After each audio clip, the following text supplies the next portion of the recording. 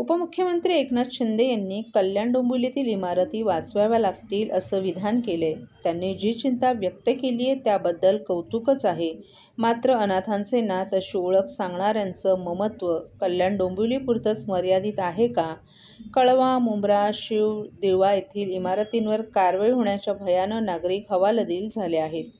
त्यामुळे आता सरकारला भूमिका घ्यावीच लागेल। या इमारतींमध्ये राहणाऱ्या नागरिकांना बेघर करणार का असा सवाल राष्ट्रवादी काँग्रेस शरद पवार पक्षाचे राष्ट्रीय सरचिटणीस डॉ. जितेंद्र आव्हाड यांनी पत्रकार परिषदेत केला आहे।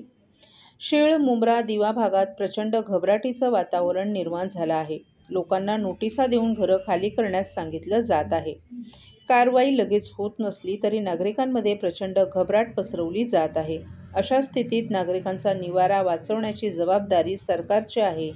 आता कळव्यातील 52 इमारतींना नोटिसा बजावण्याची कार्यवाही केली जात आहे।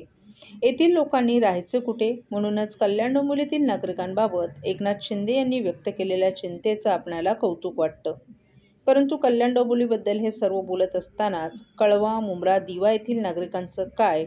येथील अनेक इमारतींना न्यायालयीन लढाईमुळे नोटिसा बजावण्यात आल्या आहेत। या नोटिसांमुळे नागरिक घाबरलेत। अशात त्यांना दिलासा देणं ही सरकारची जबाबदारी असल्याचं आव्हाड यांनी सांगितलं।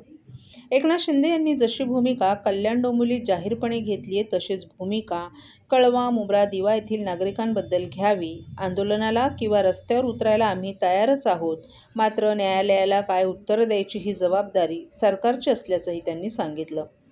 अधिकाऱ्यांचा बेजबाबदारपणा, प्रशासनाचं दुर्लक्ष यामुळेच अनधिकृत बांधकामं उभी राहिली आहेत। अधिकाऱ्यांवर, बिल्डर्सवर कारवाई होत नाही, मात्र गोरगरीब लोकांना बेघर केलं जात आहे।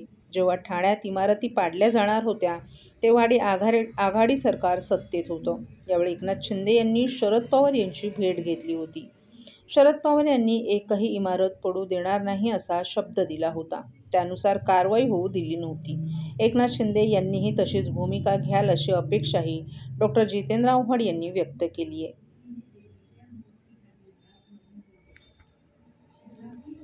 साहेबांनी एकनाथ शिंदेंना दिलेला शब्द पाळला होता।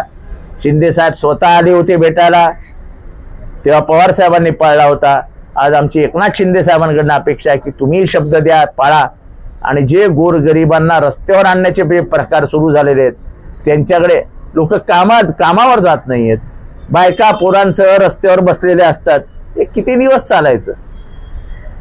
एकनाथ शिंदे यांनी नवी मुंबईच्या इमारतींना स्थगिती आदेश दिला, त्याच्याबद्दल उच्च न्यायालयाने ताशेरे होते की कुठल्या अधिकाऱ्यांनी हा स्थगिती आदेश दिला? नाही, असं आहे की शेवटी मंत्री म्हणून काही अधिकारांचा वापर जर त्यांनी केला असेल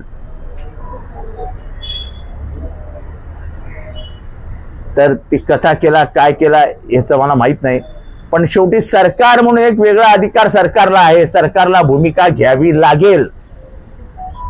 100 बिल्डिंगी जर तोडणार असाल तर या 100 मध्ये 60 जरी लोक पकडले तरी 600 माणसांचे घरसंसार रस्त्यावर आणण्याचा अधिकार सरकारला नाही। असा एक प्रकार नळपाड्यामध्ये सुरू आहे,